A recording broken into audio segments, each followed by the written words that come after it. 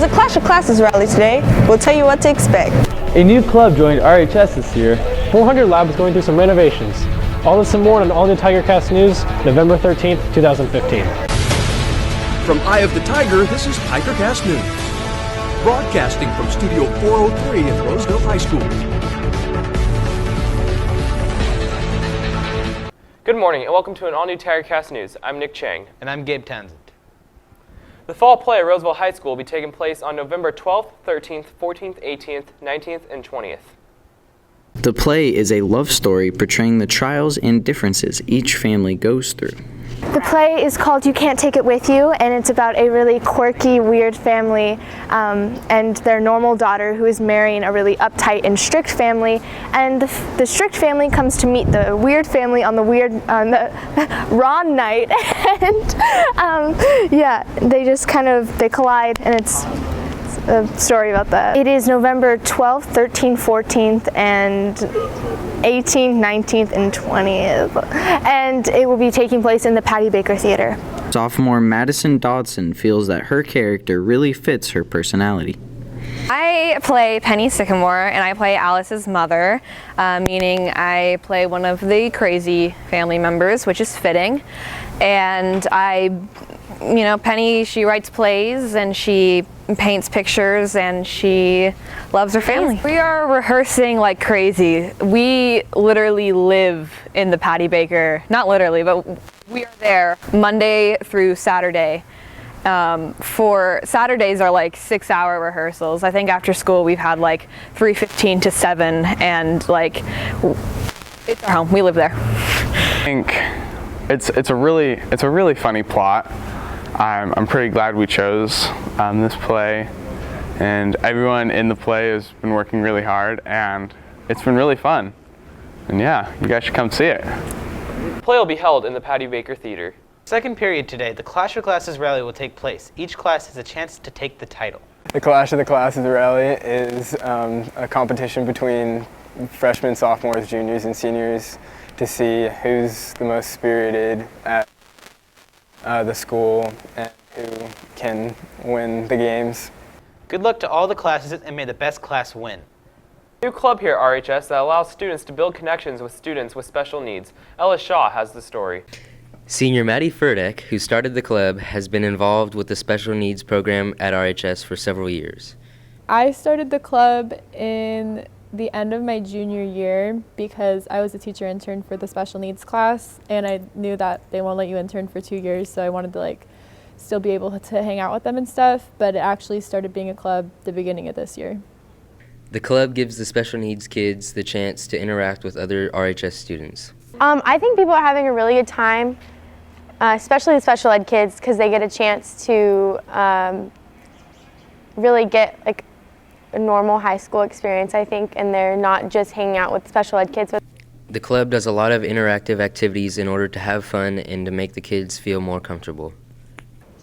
Just a lot of partner games and stuff, so they can get closer with one specific person and kind of make a new best friend that they can say hi to in the halls and stuff. A lot of drawing and coloring because they all really like coloring, so stuff like that. Tiger Pride Clubs meets on Mondays at lunch in room 500. We're now go over to Josh Carson and Jason Russell with sports. Hello and welcome to this week's edition of TCSN. I'm Josh Carson alongside Jason Russell. We have the top 5 plays of October for you here today. All the plays that we captured on our live stream, so without further ado, let's get into it. Here we go, kicking off the top 5 plays of October with number 5. It's a Ben Zonizer Roseville touchdown run. Starts off running to his right, cuts back left, able to blast through all these defenders, heading for the end zone. End zone bound, 6 points up on the board for Roseville, and at the end of this play, he turned on the jets to accelerate past these defenders.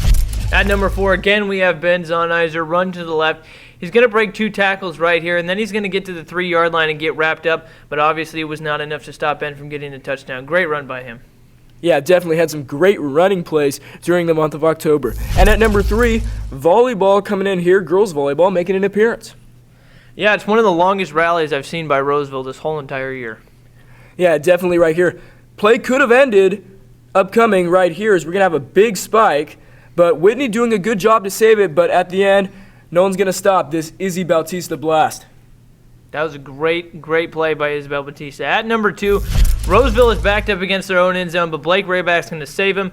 He's going to get to the 50-yard line and eventually get brought down, but it doesn't take away the fact that this was a fantastic run. I would have said, right here, if you want to get dragged down, possibly end zone bound. Definitely good play on the read option right there, making a large chunk of yardage come out of that. And at number 1, back to girls volleyball, this is just a terrific play by Erica Christofferson. Yeah, it was a pure hustle play.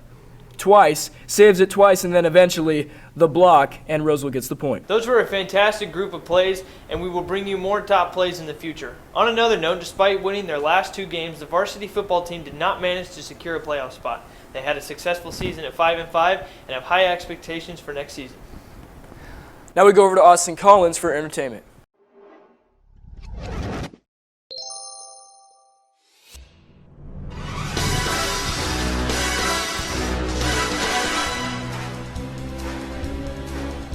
Thanks, Josh. Spectre, the newest installment in the James Bond franchise, was released last Friday.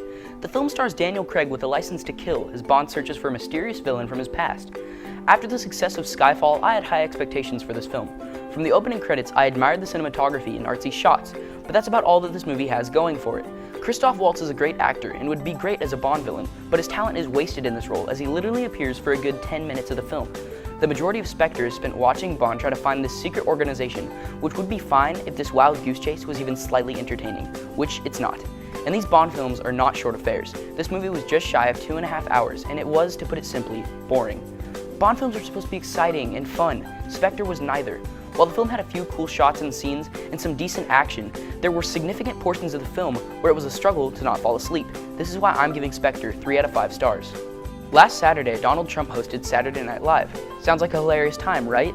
Wrong. It was obvious that the whole thing was just a stunt for Trump to appeal to the youth, and instead of taking advantage of Trump's presence to make some hilarious skits regarding his less than pleasant public reputation, they instead injected the Republican candidate into spoofs of a few popular social media memes and fads to try to get him more votes.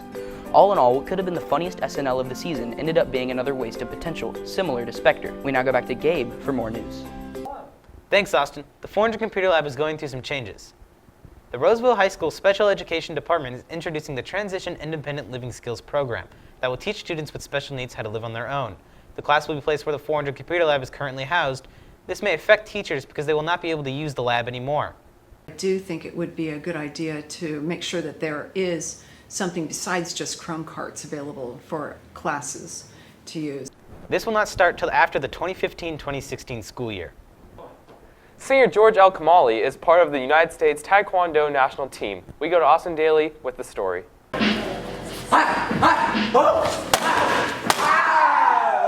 Senior George El-Chemali was able to make the U.S. national team for Taekwondo last July. It was pretty hard, especially early on, beginning of the year. You start off from nothing, you got to train hard. The team's always training hard.